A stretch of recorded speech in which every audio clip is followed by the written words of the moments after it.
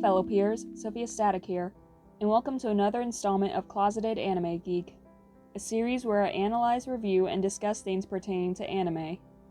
Today I will be discussing my first impressions of Netflix's adaptation of Komi Can't Communicate, based off the manga of the same name by Tomohiro Oda.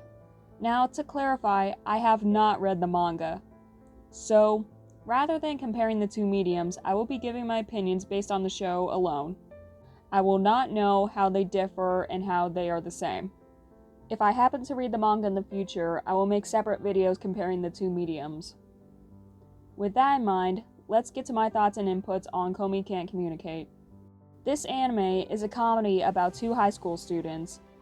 Tadano is a self-claimed average kid whose strongest strength is his ability to read the room, but he quickly disproves that while introducing himself to the class on his first day. He wishes to lay low during high school, not wanting to make any waves. But that all changes when he meets our title character, Komi, a gorgeous and instantly popular classmate who has one problem: she can't communicate. Apparently, her social anxiety is so bad that she cannot talk. Because of this, she misses out on really connecting with others verbally, but her and Tadano are able to communicate through writing and body language. Komi's goal is to make 100 friends. After Tadano offers to be her first friend, he agrees to help her make 99 more friends throughout the year, which she awkwardly but excitedly agrees to.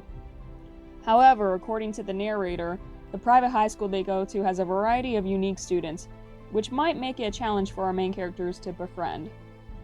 Besides the really gorgeous animation sequences, what struck me first was the zaniness of the characters.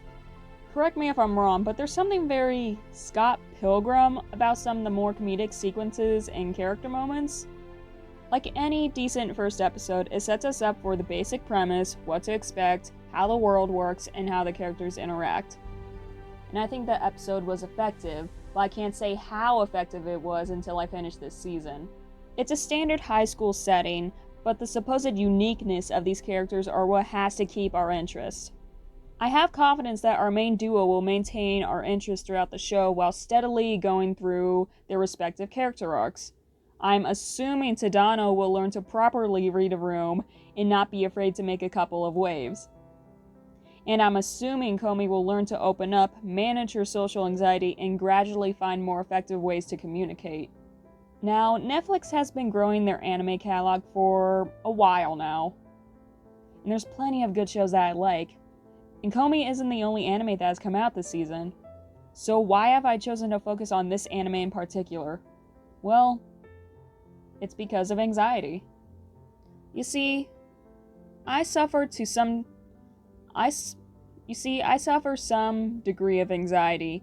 Not as bad as Komi, but it sometimes gets to the point where I have trouble articulating things that I want to say.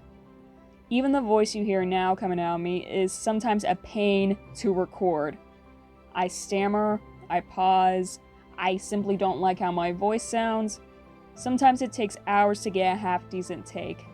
I also believe that I write better than I talk, so it was comforting to see the main duo communicate through writing. I know I'm not alone on this issue. Many people go through anxiety and speech problems. It's just nice to see a main character have similar problems that she wants to work through and manage. It's nice to see her accepting help from another to help her manage her anxiety. I know there's other shows like this that cover anxiety and speech problems, but none of them have impressed me as much as the first episode of Komi has. I don't know what it is about it, it just drew me in more than the other ones. Hopefully, throughout the series, Komi is able to manage through, gradually and shamelessly. If the writers of this adaptation have played their cards right, this show will be a nice breath of fresh air. Thank you for watching. I plan on doing this type of input for each episode of the series. Be sure to like and subscribe if you want to keep up with my Komi videos. Have you had a chance to watch Komi Can't Communicate? Is this your first time hearing about it? If this show piqued your interest, be sure to check it out on Netflix. It updates its episodes weekly in the US. Until next time, stay safe and manage yourself as best as you can, my fellow peers. Bye.